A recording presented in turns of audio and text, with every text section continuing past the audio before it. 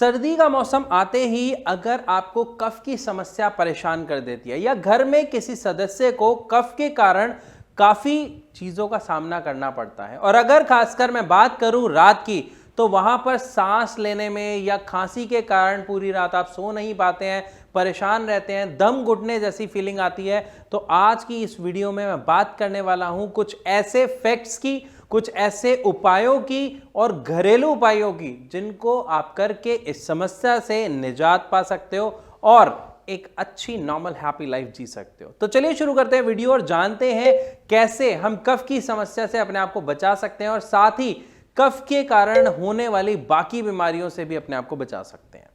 सबसे पहली बात, अब मान लीजिए बहुत सारे लोगों को लगता है कि उन्हें घी खाने का शौक है या बटर खाने का शौक है, इस वजह से उनका कफ सर्दियों में खासकर बढ़ जाता है या ज्यादा देखने को मिलता है।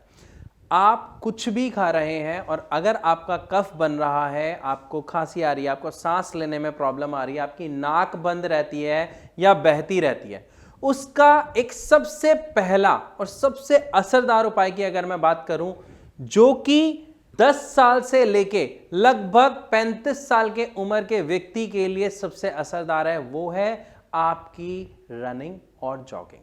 मैं क्यों कह रहा हूं रनिंग और जॉगिंग, इसको समझना, क्योंकि यहां पे आपके मन में बहुत सारे सवाल आ गए होंगे ये मेरे बात सुनते ही कि उस टाइम तो हमें फिर खांसी आएगी, भागा नहीं जाता, नाक बंद है, सांस पहले ही नहीं आ रही, मुंह से सांस लेनी पड़ती है। वेट वेट वेट, सभी क्वेश्चनों को शांत करो और मेरी बात ध्यान से समझो। जब भी कोई भी व्यक्ति मॉर्निंग में वॉक के लिए जाता है या अगर मैं कहूं रनिंग करता है, या चलो रनिंग थोड़ा सा टफ हो गया, अगर आप जॉगिंग भी करते हो, तो उसमें होता क्या है और कैसे करना है इसको समझिए। वहां पर आप अपने ट्रैक सूट के साथ जाएंगे, आप जैसे ही वॉक करना शुरू करेंगे तो आपकी बॉडी में धीरे धीरे एक हीट प्रोड्यूस होती है जो चलने से हमें नॉर्मली हम सब फील करते हैं। लेकिन जैसे ही आप इस वॉक को कन्वर्ट कर देते हो जॉगिंग में, मतलब आप धीरे धीरे भागना शुरू करते हो, लेकिन लगातार भाग रहे हो, शुरुआत में जब आप भागना शुरू करेंगे आपको खांसी आएगी, बस आपको रुकना नहीं है, क्योंकि वो खांसी आती ही इसलिए है जो आपका जमा हुआ कफ है वो ऑटोमेटिकली आपके मुंह में आएगा। ज्यादातर लोगों को और बच्चों में क्या समस्या देखने को मिलती है कि वो कफ बाहर नहीं निकाल पाते, वो सटक जाते हैं। लेकिन अगर आप रनिंग करते हैं, जॉगिंग करते हैं और उस टाइम आपको खांसी उठती है, तो वो कफ बाहर आता है जिसको आप बाहर निकाल सकते हैं बहुत इजीली। जब आप इस तरीके की एक्टिविटी को डेली बेसिस पे करना शुरू करते हैं, मान लीजिए हफ्ते में 2 या 3 दिन भी करते हैं, आप पहले ही दिन से जैसे ही आप थोड़ा सा रनिंग या जॉगिंग करेंगे, आपका कफ बाहर निकलेगा, आपको रिलैक्स खुद म खुद फील हो जाएगा, पता लगेगा सांस लेने में, बात करने में, बोलने में, और इवन सिर्फ उस वक्त के लिए नहीं, पूरा वो दिन आपका वैसे ही हैप्पीली निकलेगा। आपकी जो कफ की समस्या है, जो नाक बंद की समस्या है, उसमें आपको बहुत रिलीफ मिलेगा। अगर आप रनिंग नहीं कर पा रहे हैं तो मैं स्पेशली फोकस करूंगा, जॉगिंग करें, कंटिन्यू करें, बीच में रोके ना। जब आप इसको 3 से 4 से 5 मिनट तक कंटिन्यू करते हैं तो आप खुद देखेंगे कि आपको हल्की हल्की स्वेटिंग, जी हाँ सर्दियों के टाइम की बात कर रहा हूं, मॉर्निंग में आपको हल्की हल्की स्वेटिंग भी हो जाती है, क्योंकि इतनी हीट हमारी बॉडी में प्रोड्यूस हो जाती है, जिसकी वजह से आपकी जो कफ की प्रॉब्लम है वो सबसे पहले खत्म हो जाती है। लेकिन लोग क्या करते हैं, इसी के दूसरी तरफ वो दवा पे ज्यादा फोकस हो जाते हैं। वो सोचते हैं इजी वे, दवाई लेते हैं, कफ हल्का हो जाएगा, पतला हो जाएगा, बाहर निकल जाएगा, लेकिन होता इसका उल्टा है।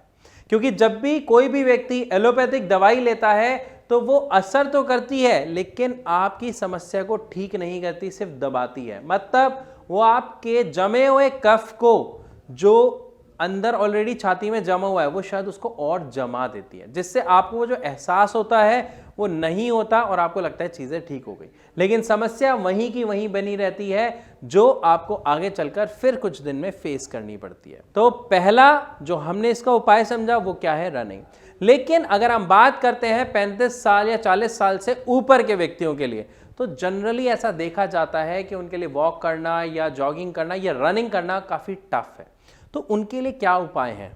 वो भी समझते हैं। लेकिन अब जो दूसरा उपाय है वो हर एज के व्यक्ति के लिए, जैसे ही मौसम चेंज होता है, बारिशों से सर्दियों में आता है, उस पूरे सर्दी के मौसम में, यानी आप ये मान लीजिए लगभग नवंबर, दिसंबर, जनवरी, फरवरी, 4 महीने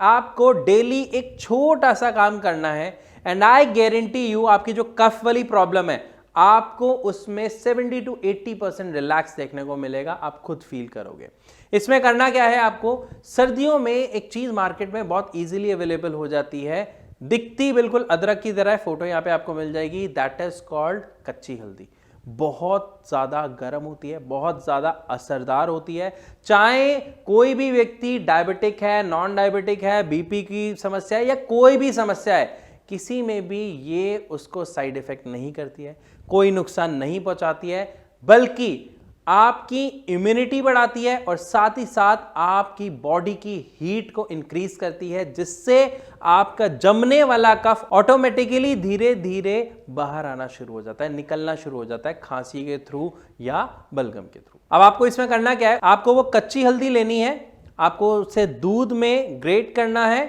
और उस दूध को उबाल लेना है। उबालने के बाद आप इस दूध को नुमाया करके या ज्यादा गर्म, वो आपके स्वाद के ऊपर है, आप उसे पिएं। स्वाद में ये कुछ भी बदलाव नहीं करेगी आपके दूध में, हो सकता है रंग में हल्का सा फर्क लेके आएगी, एक येलोइशपन या एक ऑरेंज टाइप का कलर होगा वो उसमें आ जाएगा। अगर आप इसे साथ साथ चबा के खा सकते हैं, मतलब दूध को छाने ना, क्योंकि ये जो होती है टेस्टलेस होती है, लेकिन अगर आप इसको दूध के साथ साथ चबा के खा लेते हैं तो आई गारंटी आपको जो फर्क है वो पहले ही दिन से दिखना शुरू हो जाएगा। कोशिश करें ये जो आप दूध पी रहे हैं ये रात को सोते वक्त पिएं, और अगर आपको ये कफ की समस्या बहुत ज्यादा है तो ये दूध आप मॉर्निंग और इवनिंग 2 टाइम ले सकते हैं, कच्ची हल्दी वाला दूध। ये बहुत ही असरदार रेमेडी है, एक घरेलू उपाय है जो बहुत सारे लोग करते हैं। मैं बहुत लोगों की क्या बात करूं, मैं खुद, इवन मेरे फादर इसको फॉलो करते हैं और उसका रिजल्ट बहुत क्लियर है, बहुत विजिबल है। जो लोग इसको रेगुलर लेते हैं पूरी सर्दियां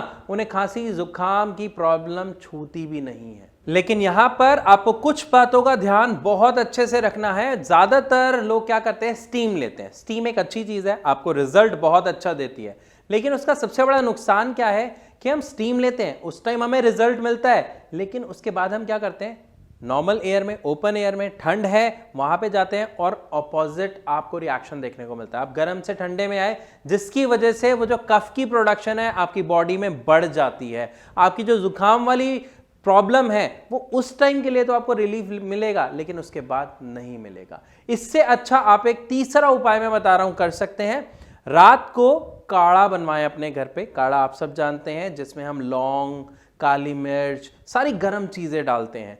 जिसको पीकर आप अपना जो भी आप ब्लैंकेट ओढ़ते हैं, रजाई ओढ़ते हैं, उसको पूरा ओढ़े और सो जाए। इससे भी आपकी बॉडी में बहुत अच्छे लेवल पे हीट प्रोड्यूस होती है, जिसके साथ ही जब आप सोएंगे पूरा कवर कर कर, तो वहां पर आपको थोड़ी थोड़ी खांसी आएगी और खांसी के साथ साथ भी आपका बलगम बाहर निकलेगा। एक चीज ध्यान रखिएगा, अगर आप इनमें से किसी भी तरीके को फॉलो करते हैं फिर भी आप देख रहे हैं कि आपकी जो बलगम की समस्या है, जो खांसी की, जो कफ की समस्या है वो नहीं जा रही है, वो लगातार बनी हुई है, तो यहां पर एक चीज का ध्यान रखिएगा कि आप यहां पर मेडिसिन का सहारा लेंगे, लेकिन आप एलोपैथी मेडिसिन का सहारा ना लें, क्योंकि वो आपकी समस्या को सिर्फ दबाती है, खत्म नहीं करती। इसके लिए होम्योपैथी को सर्वश्रेष्ठ माना जाता है। हम यानी भारत होम्योपैथी में जब हम पेशेंट्स को इस तरीके से ट्रीटमेंट देते हैं, इस समस्या के साथ जब वो हमारे पास आते हैं, तो उनको सिर्फ क्या करना है, जो होम्योपैथिक मेडिसिन है, शुगर बॉल्स होती है, उसमें मेडिसिन मिक्स होती है, आपको वो दवा लेनी है और आपको रिजल्ट मिलने शुरू हो जाते हैं। लेकिन मैंने क्या कहा, अगर आपको इन तरीकों से फर्क नहीं मिल रहा तो आप दवा लें, और दवा में भी आप होम्योपैथिक दवा लें जो सर्वश्रेष्ठ है। इसमें खुद लेके देखें, खुद असर महसूस करें और कमेंट में जरूर बताएं मैं सही कह रहा हूं या नहीं। दवा से जुड़ा अगर आपका कोई भी सवाल है या अपने कफ की समस्या से जुड़ा आपका कोई सवाल है, तो आप नीचे दिए गए नंबर पर कॉल करके हमारे डॉक्टर्स की टीम से फ्री ऑफ कॉस्ट कंसल्ट कर सकते हैं, अपने हर सवाल का जवाब उनसे ले सकते हैं। साथ ही आप कमेंट में लिखकर भी हमसे अपना प्रश्न पूछ सकते हैं। इसी के साथ मैं आप सबसे विदा लेना चाहूंगा, मिलूंगा अपनी अगली वीडियो में, तब तक के लिए नमस्कार।